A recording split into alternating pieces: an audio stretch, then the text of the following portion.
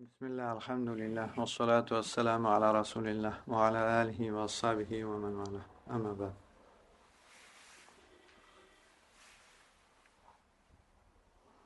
Har ibodatni hikmati bo'ladi. Masalan, namozni hikmati, ya'ni undan ko'zlangan maqsad Allohni eslash. Alloh taolo Qur'onda aytgandek, aqimis solata li zikri dedi. Meni eslash uchun namoz o'qing. Demak, namozni o'zini o'qiganda odamning zimmasidan boyagi bir farz soqit bo'ladi, bajargan bo'ladi vazifasini. Lekin undan ko'zlangan maqsad va hikmat ham borki, bu Allohni eslagan bo'lish kerak. Agar eslamagan bo'lsa, farz soqit bo'lsa ham, lekin namozdan ko'zlangan boyagi hikmat hosil bo'lmagan. Yani savol shuki, Ramazon ro'zasidan hikmat nima? Ya'ni ko'zlangan maqsad nima? Alloh taolo Qur'onda aytadi: "Ya ayyuhallazina amanu kutiba alaykumus siyamu kama kutiba alallazina min qablikum la'allakum tattaqun." Ey iymon keltirganlar, sizlardan oldingilarga farz qilingani kabi sizlarga ro'za farz qilindi. Oxirida ana shu hikmatini aytayaptiki, la'allakum tattaqun. Shoyat taqvodor bo'lsangiz. Demak, har yili takrorlanadigan bir oylik ro'za tutishimizdan maqsad taqvo hosil qilish. Taqvo nima degani? Ba'zilar aytishgan, Allohning buyruqlarini bajarib, qaytargan ishlaridan qaytish degan. Boshqacha aytganda, shariatga amal qilish. Ba'zilar aytgan, oxiratda zarar beradigan narsalardan saqlanish. Odam oxiratiga nima zarar beradi? Gunohlar, birovlar haqqini yeyish va hokazo. Buyurilgan ishlar qilmaslik. Ana shu narsalardan saqlanish. Bu ham o'xshash bo'lgan. Endi savol bo'lishi mumkinki, taqvoni hosil qilsak bizga qanaqa foydasi bor? Taqvo hosil qilsa eng katta narsa hosil bo'ladi. Allohning do'stiga aylanadi odam. Taqvodor bo'lsa. Allohga yaqin bandaga, muqarrab bandaga aylanadi. Bundan katta maqsad yo'q. Chunki Allohning do'sti bo'lgandan keyin Alloh undan rozi bo'ladi. Jannati bilan mukofotlaydi, Allohning jamoliga erishadi, roziligiga erishadi. Alloh taolo Qur'onda aytadi: "Ala inna awliya Allohi la xawfun alayhim va lahum yahzanun." Ogoh bo'linglar, Allohning do'stlariga xavf va xatar yo'qdir va ular mahzun bo'lmaydi. Valini ta'rifini davomida aytayapti. Allazina amanu va kanu yattaqun. Iymon keltirgan va taqvo qilgan kishilar ular. Demak, vali bo'lish uchun, Allohning do'sti bo'lish uchun iymon keltirib taqvo hosil qilish kerak odam. Taqvodor bo'lish. Shunda Allohning do'sti bo'ladi. Va bularning mukofotini Alloh taolo boshidayoq aytayaptiki, xavf va xatar yo'q va ular g'amgin bo'lmaydilar. Va davomida ham aytadi: "Lahumul bushra fil hayatid dunya va fil axirah." Dunyo hayotida ham, oxiratda ham ular uchun xushxabar bordir. Dunyodagi xushxabar bir qovulga ko'ra solih tushlar. Oxiratdagi bo'lsa ittifoqan jannat. Demak, oxiratda jannatga erishadi Allohning do'sti bo'lgandan keyin. Taqvodor bo'lgandan.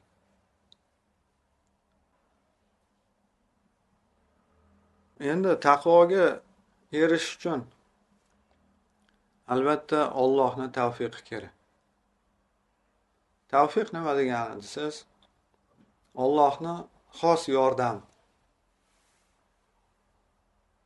Eng to'g'ri amalga tanlashga yordam berish. Va o'sha amalni qilishga yordam berish. Va o'sha amalda sobit turishga yordam berish.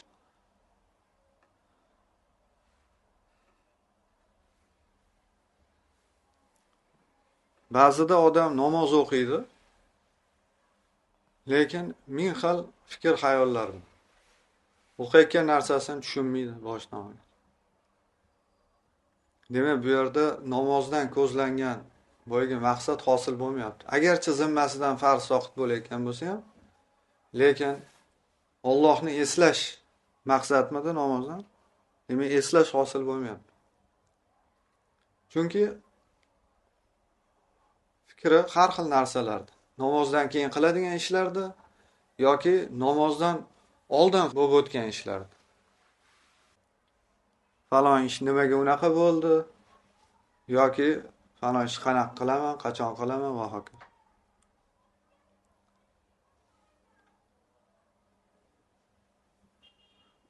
Tavfiq yo'q bu yerda yani.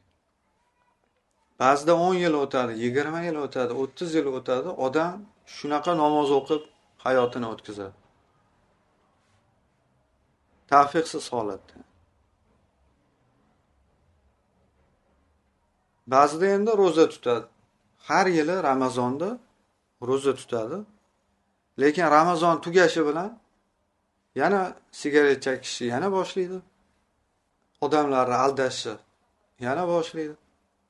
Haromga qarashni yana boshlaydi. Va boshqa gunohlarni demak yana qaytadan boshlaydi.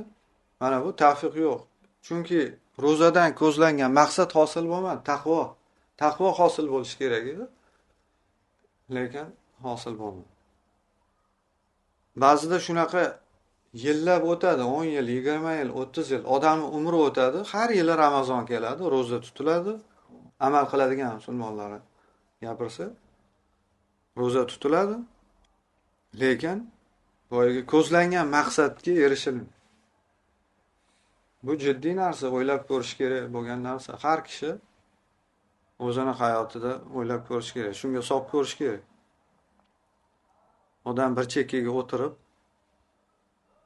nimaga unaqa bo'lyapti deb, nimaga menga tavfiq berilmayapti deb, yo men badbaxtmanmi deb,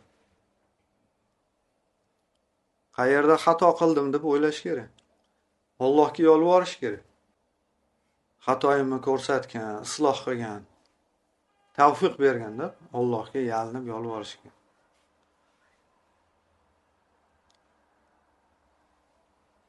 Endi savol paydo bo'ladi. Tavfiq nimaga berilmaydi ba'zida? Tavfiqqa nima to'sadi degan narsa. Eng katta to'suvchilardan ikkita narsani bugun gaplashaylik. Birinchisi gunohlar. Odamning o'zi bilan Allohning orasidagi gunohlar. Shuning uchun Alloh bizga tavfiq berishini, o'zi yaxshi ko'radigan, rozi bo'ladigan amallarga muvaffaq qilishini xolasa, gunohlarimizga tavba qilishimiz kerak.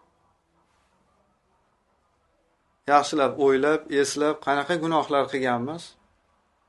Chunki gunohga tavba qilish uchun o'sha gunohini bilish kerak odam.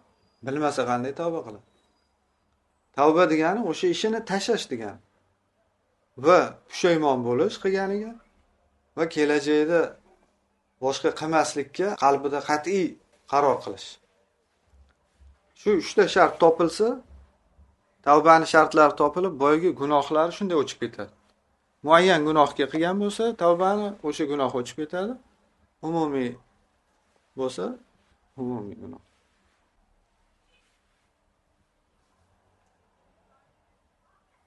Insonning ruhi gunoh qilsa Allohdan uzoqlashadi va o'zini yolg'iz his qiladi. Siqiladi natijada. Shuning uchun ba'zi ulamolardan kelgan-ku, agar iching siqilsa va nimadanligini bilmasang, demak qanaqadir gunoh o'tgan sendan deyshadi.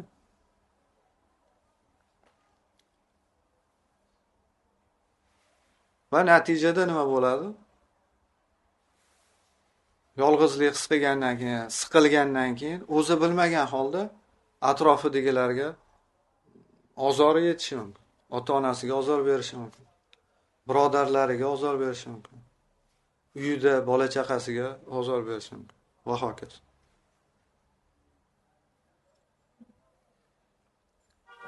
Ba'zida odam gunohini bilmasligi mumkin.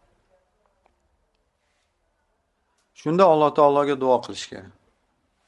So'rash kerak. Gunohimni bildirib qo'ygan, ko'rsatgan, xatolarimni, ayblarimni ko'rsatgan, tuzatishga tavfiq bergin.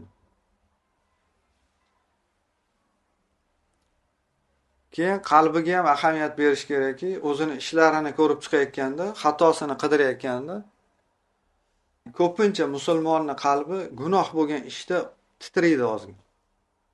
Ya'ni vijdoni qiynaladi. Ozgina bo'lsa ham baribir qiynalib o'tib ketadi. Ana shu narsaga ahamiyat berish kerak. Demak, qalb gunohni sezadi biroz. Mana shu joyda men xato qilganga o'xshayapman deb qalb sizga sezgi beradi. Lekin odamning nafsi birovlarga ayb ag'dargisi keladi. Yo bu falonchi o'zi bunaqa qildi, pismadonchi bunaqa qildi deb birovlarga ag'dargisi keladi nafs. Shunda boyagi narsani bosib ketishi mumkin. Qalb bergan boyagi sezgini o'zini mana shu yerda sen xato qilgansan degan narsani bosib ketishi. Natijada birovlardan ko'rib yuraveradi. Mana shunaqa payti eng muhim narsa boyagi qalbni og'riganini, boyagi o'zini gunohini, xato qilgan narsani tan olish. Chunki gunohimizni tan olsak, undan keyin tavba qilish imkoni bo'ladi. Ya'ni odam kasalligini bilsa, keyin davolanadi. Kasalligini bilmaydigan odam dori ichmaydi-ku, unga davolanmaydi, harakat qilmaydi. Soppa sog'man deb yurgan odam hech qachon doktorga ham bormaydi, dori ham ichmaydi. Shuning uchun bu yerda eng muhim narsa tan olish kerak. Mana shu yerda haqiqatdan meni aybim. Gunoh qildim Allohga. Agar qaysarlik qilib birovlardan ayb qidirib yuraversa, gunoh ustiga yana gunoh bo'ladi, Allohdan uzoqlashaveradi, yana uzoqlashadi, boyga siqilish yana oshaveradi. Bir-biriga ulanib ketaveradi bular.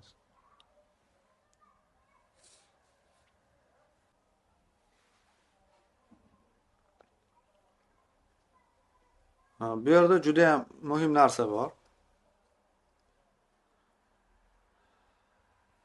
Inson gunoh qilsa, Alloh taolo unga musibat beradi. Bir balo beradi. Shu yo'l bilan uni ogohlantiradi, tavbaga chaqiradi. Bu Allohning rahmati asli, mehribonlik. Ya'ni shu gunohda qolishini xohlayman bandasi. Endi bu gunohkor holatda bo'lsa, yo farzlarni qilmaydigan odam, yo gunoh qilib yurgan. Lekin gunohlarni tashab, taqvo yo'liga kirib, Allohning buyruqlarini bajarayotgan, Alloh qaytargan ishlardan qaytib turgan odam bo'lsa-chi. Bunaqa odamga sinovlar keladi. Odamlar tomonidan, atrofdagi odamlar tomonidan sinovlar keladi. Birodarlaridan, qarindoshlaridan kelishi mumkin, qo'ni-qo'shnilaridan, uydagilaridan kelishi mumkin, bola chaqasidan kelishi mumkin. Va hokazo. Ya'ni har qanaqa insonlardan sinov keladi. Bu ham Allohning mehribonligi. Chunki Alloh taolo ichimizdagi bir kasallikka ishora qilayotgan bo'ladi. Qalbimizni poklashimizni xohlayotgan bo'ladi. O'sha narsaga bir xatoyimizni, aybimizni, qalb kasalliklarimizni bizga ko'rsatayotgan bo'ladi.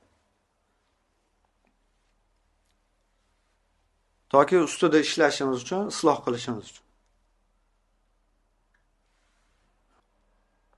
Misolni ko'raylik, tushunish osonroq. Masalan, uyda moliyaviy masalada qanaqadir pul, sarf xarajat masalalarida janjal bo'lishi mumkin. Odam uyda. Shunda odam o'tirib o'ylash kerak. Bu qayerimni og'rityapti? Mana shu janjal qalbimdagi qaysi nuqtaga uryapti? Chunki o'sha joyda kasalligim bor. Alloh taolo bizga ko'rsatayotgan kasallikni hamcha topish kerak-da, uni tafakkur qilish bilan, tadabbur bilan. Keyin masalan, topishi mumkinki, demak, menda baxillik bo'lishi mumkin. O'sha baxillik sifati agar og'riyotgan bo'lsa, o'sha joy, demak, Alloh taolo meni baxilligimni ko'rsatyapti. Bu qalb kasalligi. Shuni davolashim kerak, shuni ustida ishlashim kerak. Yoki aytaylik, boshqa misol. Odamni farzandi turib o'zidan o'zi itoatsiz bo'lib qoladi. Ochiq ishga buyurasiz, itoatsiz bo'lib qoladi. Shunda aybni undan qidirmasdan, boyagi masalada ham xuddi shunaqa. Aybni bir-biridan qidirmaslik kerak, o'zimizdan qidiramiz. Bu yerda ham bolamizdan qidirmaymiz, balki o'zimizga qaraymiz. Qanaqa menda qalb kasalligi bo'lishi mumkin? Alloh taolo qaysi narsaga meni e'tiborimni tortyapti? Qidiramiz. Qaysi joyimiz og'riganiga qaraymiz-mi? Voy kibr og'riydi. O'zimni bolam bo'lib turib, o'zimga itoatsizlik qilyapti. Deb, mana shu joy. Chunki o'zidan kichkina menga bu hurmat ko'rsatish kerak degan narsa bor har kishi. Demak, Alloh taolo ichimizdagi kibrni ko'rsatayotgan bo'lishi mumkin. Uni ustida ishlashimiz kerak.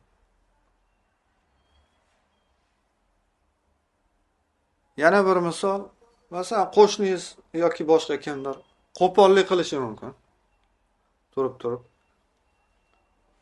Shunda darrov undan ayb qidirmasdan, siqilib, nimaga unaqa qildi, nima qildim unga deb qidirmasdan, o'zimizni darrov hisob-kitob qilishimiz kerak.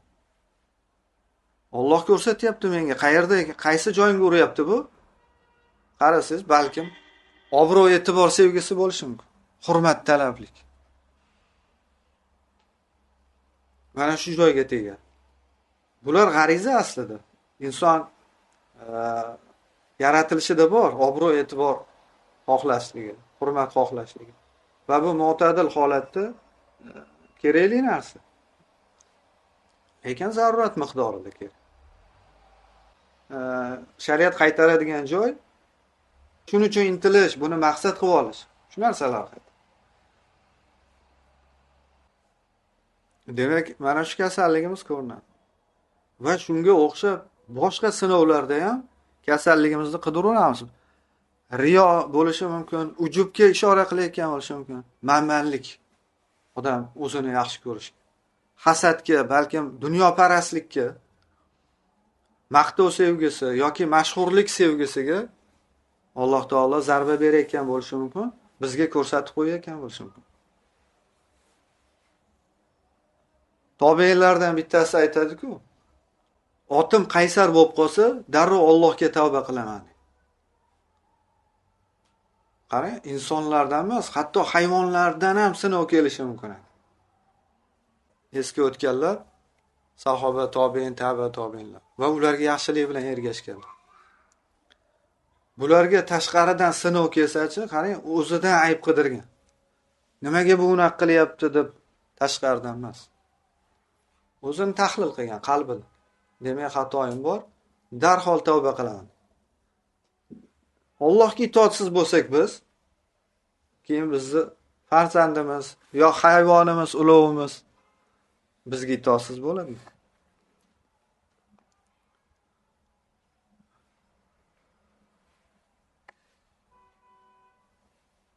Bizga hozir odamlardan sinov kelsa, kimni ayblaymiz biz? Darrov bir-birimizni ayblaymiz. O'zi bunday qildi, falon men nima?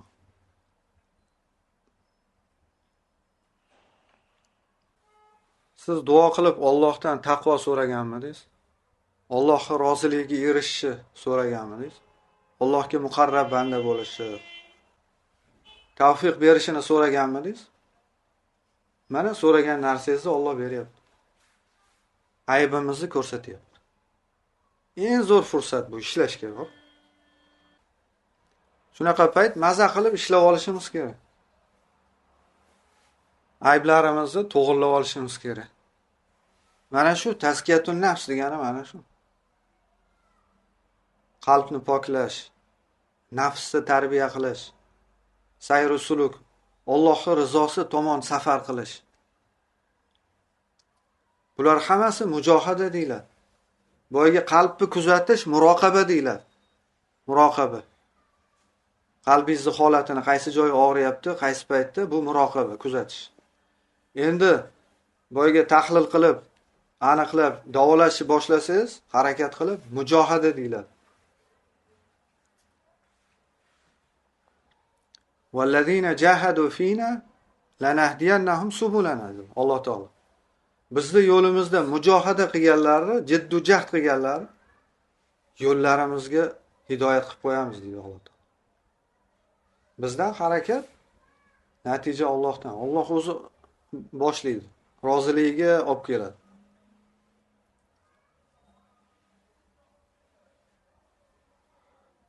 Mana madrasadan bitta misol qilsak, yanada ravshanroq bo'ladi.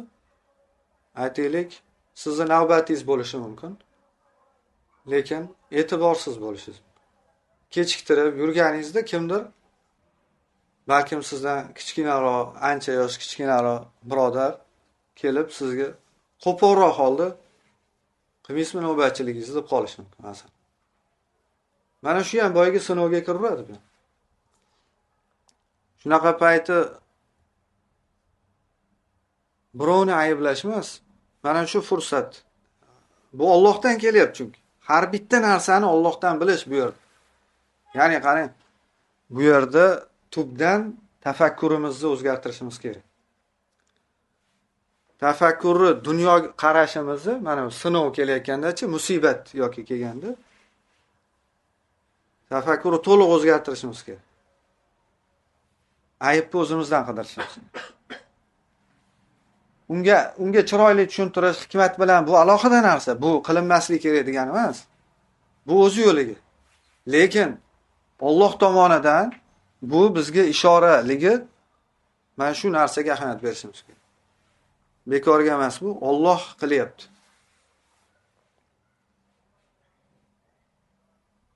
Shu joyda bu nimaga unaqa dedi va hokazo deb undan xafa bo'lib, boshqa unaqa qilmasdan,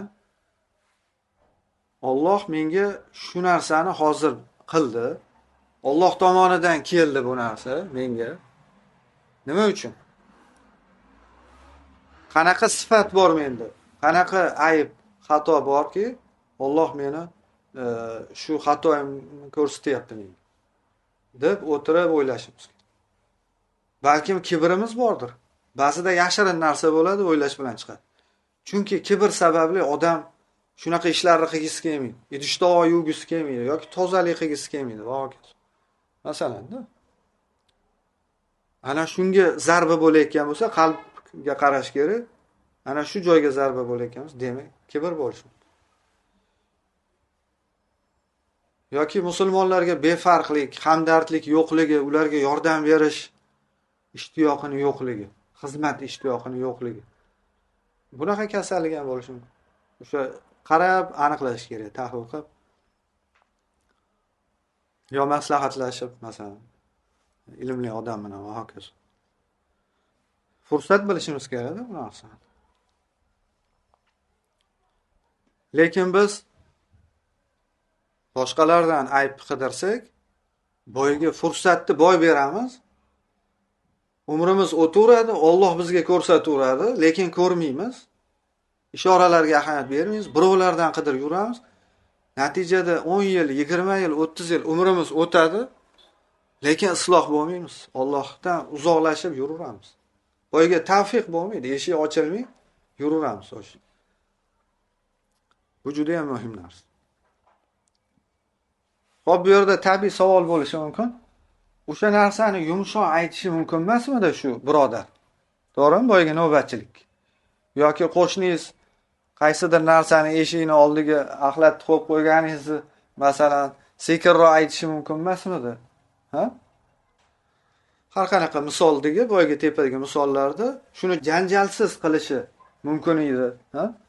Yo qo'pollik qilmay sekin chiroyli qilib tushuntirishi mumkin. Lekin unaqa qilsa edi, siz indamay navbatchiligingizni qilgan bo'lardingiz. Va boyagi xatoga ishora yo'qolib qolardi-da bu yerda. Xatoga ishora yo'qolib qolardi. Xatoga ishora bo'lish uchun, ko'zni ochish uchun, tanbeh bo'lishi uchun og'riq kerak. Og'riq bo'lish kerak. Shunda odam o'ziga keladi. Ana shu narsa. Hayotda bu kavniy sunnat. Alloh taoloning koinotida, jamiyatda, hayvonlarda bo'lsin, insonlarda bo'lsin, har bir o'sish, rivojlanish og'riq bilan bo'ladi. Insonning hayotga kelishi ham og'riq bilan bo'ladi, lekin inson tug'iladi. Keyin o'sib rivojlanayotganda, ba'zi bosqichlarda balog'atga yetayotganda og'riqlar bo'ladi, ba'zi gormonlar o'zgarishi va hokazo, tomoq yo'g'onlashadi va hokazo, har xil. Va keyingi bosqichlarda ham har o'sish og'riq bilan o'tadi. Shu jarayon bilan. Odam yiqiladi hayotda, qoqiladi, bir narsa o'rganadi, ibrat bilan chiqadi, o'sadi, rivojlanadi. Hamma sohada shu. Tijoratdan tortib, tazkiyatun nafsga ham, tarbiyada ham xuddi shu. Ruhiy tarbiya. Allohga yo'lda ham xuddi shu-da. Mana shu og'riqlar foydali og'riqlar. Ularni fursat bilishimiz kerak.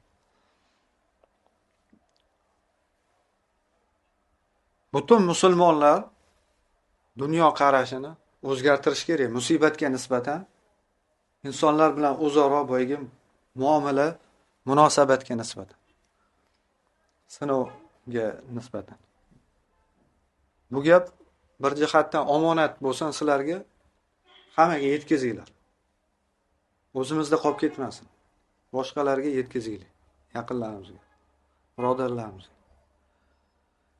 Qancha yetkazsak, musulmonlar qancha shu fikrini o'zgartirsa, shu narsaga, shuncha isloh bo'ladi. Yo'l ochiladi, eshiklar ochiladi. Bu xuddi ikkita magnitga o'xshaydi. Magnitni qarama-qarshi qo'yib qo'ysangiz, bir-biridan itarladi, uzoqlashadi. Musulmonlar ham hozir shunaqa holat. Bizning holatimiz shunga o'xshaydi. O'zaro bir sinov kelsa, xuddi teskari qo'yilgan magnitga o'xshab, bir-birimizdan itarlamiz, uzoqlashamiz. Bir-birimizdan qidiramiz chunki. Allohdan ko'rmaymiz chunki bu narsa. Natijada uzoqlashamiz. Ummat o'zaro bo'linib ketadi. Mayda-mayda bo'linglar.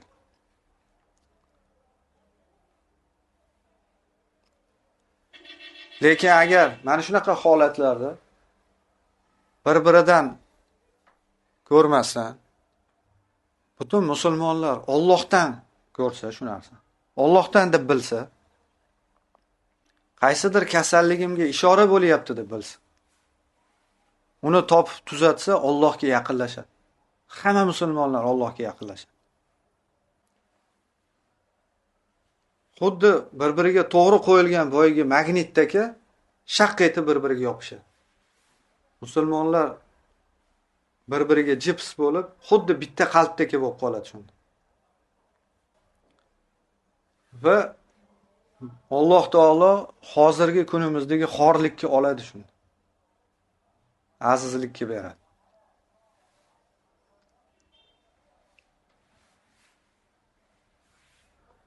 Ikkinchi to'siqqa keldik. Tavfiqni to'sadigan eng katta narsalardan bittasi qul haqlari. Birovni xafa qilgan bo'lishimiz mumkin. Yo bir narsasini tortib olgan bo'lishimiz mumkin.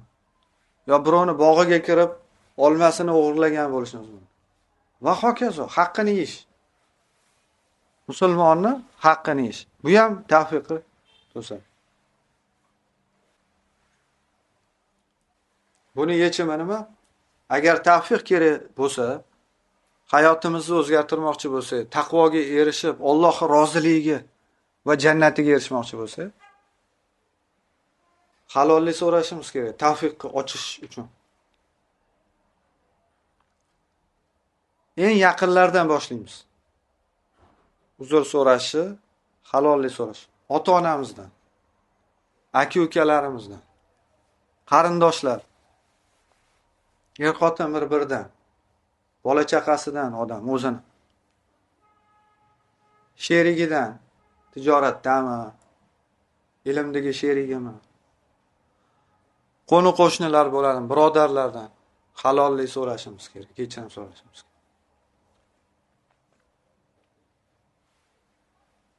Fursatdan foydalanib, men ham so'rab qo'ymoqchi edim. Ozmi ko'pmi Alloh yo'lida birgamiz. Hammanglarni Alloh uchun yaxshi ko'raman.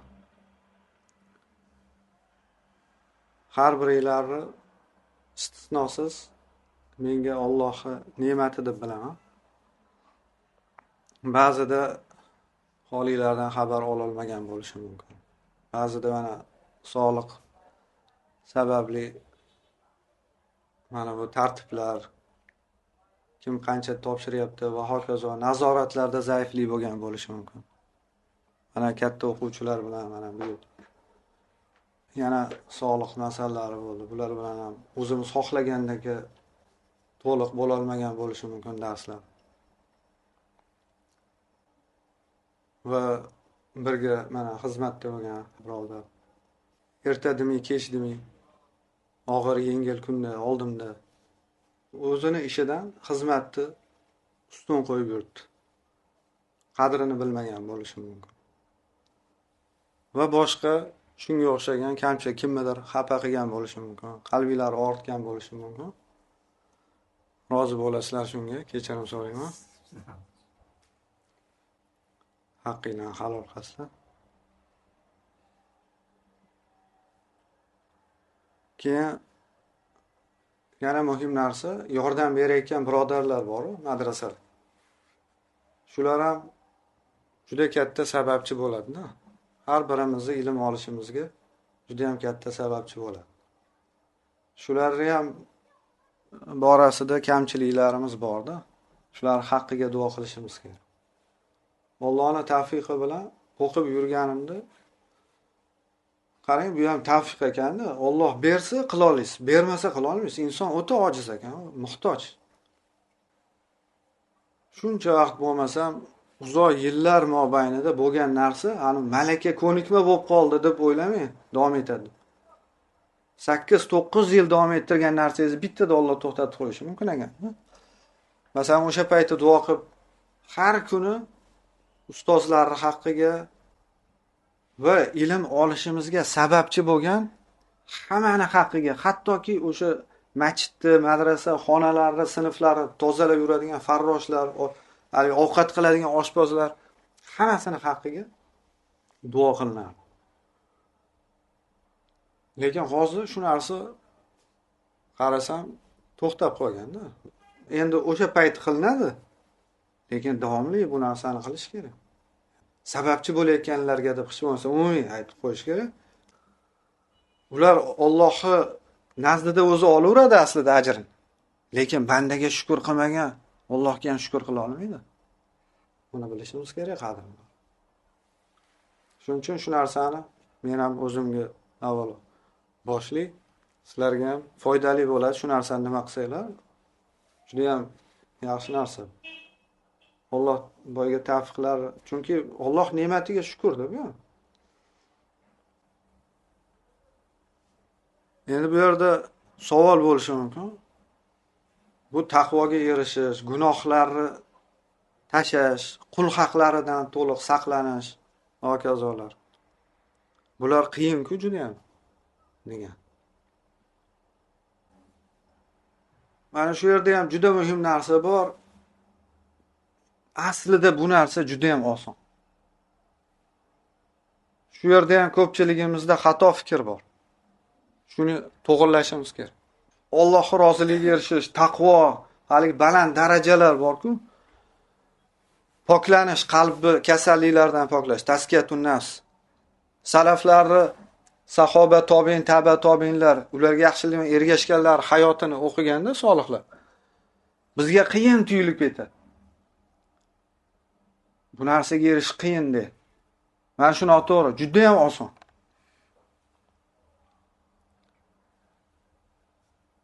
Shu narsani ham yetkazinglar. Bu ham omonat. Juda ham oson. Chunki o'zimizni poklamaymiz. Alloh poklaydi. Allohga qiyin narsa bormi? Allohga qiyin narsa yo'q. Allohga oson.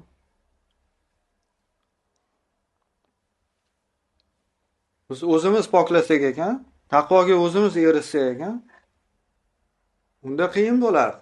Lekin Alloh qiladi bu ishlarni hammasini. Banda qilmaydi. Alloh qiladi. Faqat shuni eshigini ochib olish kerak, xolos. Har gunohni tashlaganimizda Alloh uni evaziga bizga solih amalga tavfiq beradi. Gunohni tashlashchi faqat gunohdan qutuldim degani emas. Do'zaxdan qutuldim, masalan, degani emas. Buni tagida juda ham katta foyda bor. Har bitta gunohni tashlaganimizda, voz kechganimizda Alloh yangi eshik ochadi. Solih amalga tavfiq beradi. Demak, juda ham oson dedik. 5 ta narsa qilishimiz kerak. Birinchisi, Alloh yordam beradi deb aniq ishonishimiz kerak. Hadis qudsiyda Alloh taolo aytadi, bandamni gumoniga ko'raman dedi-ku. Alloh haqida qanaqa gumon qilsa, yordam beradi deb gumon qilsa, yordam beradi. Bermaydi deb gumon qilsa, yordam bermaydi. Bandamni gumoniga ko'raman Alloh. Birinchisi shu. Ikkinchisi, demak aniq ishondikmi? Ikkinchisi, Allohdan endi yordam so'raymiz. Uchinchisi, unga muhtojligimizni bildiramiz, shu narsani ichimizdan his qilamiz. Chunki Alloh poklamasa poklana olmaymiz. Alloh tavfiq bermasa gunohga tasha olmaymiz. Xususan qalb gunohlarini.